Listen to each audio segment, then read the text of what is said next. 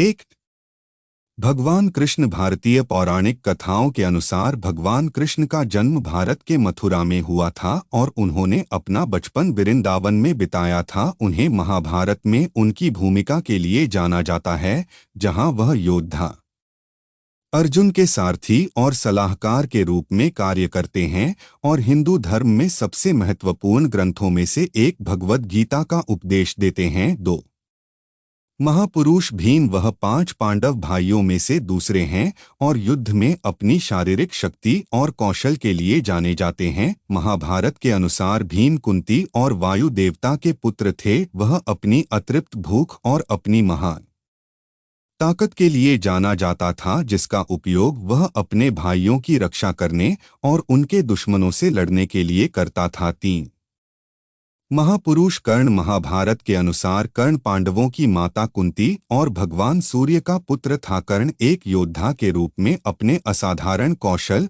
और अपने शत्रुओं के प्रति भी अपनी वीरता और बड़प्पन के लिए जाने जाते हैं। 4, महापुरुष अर्जुन। अर्जुन को महाभारत के सबसे महत्वपूर्ण ग्रंथों में से एक भगवद गीता में उनकी भूमिका के लिए भी जाना जाता है। इस पाठ में अर्जुन के सारथी और सलाहकार कृष्ण उन्हें स्वयं की प्रकृति, ब्रह्मांड और परम वास्तविकता के बारे में सिखाते हैं। 5, पौराणिक गुरु भीष्म। महाभारत के सभी पात्र भीष्म का सम्मान करते थे और वह अपनी ईमानदारी और कर्तव्य के प्रति समर्पण के लिए जाने जाते थे। वह पांडवों और कौरवों के गुरु और मार्गदर्शक थे और उन्होंने कुरुक्षेत्र युद्ध की घटनाओं में महत्वपूर्ण भूमिका निभाई। 6, महापुरुष अश्वत्थामा। अश्वत्थामा भारतीय महाकाव्य महाभारत का एक प्रमुख पात्र है। वह गुरु द्रोणाचार्य के पुत्र थे, जो पांडवों और कौरवों के शिक्षक थे। अश्वत्थामा एक कुशल योद्धा थे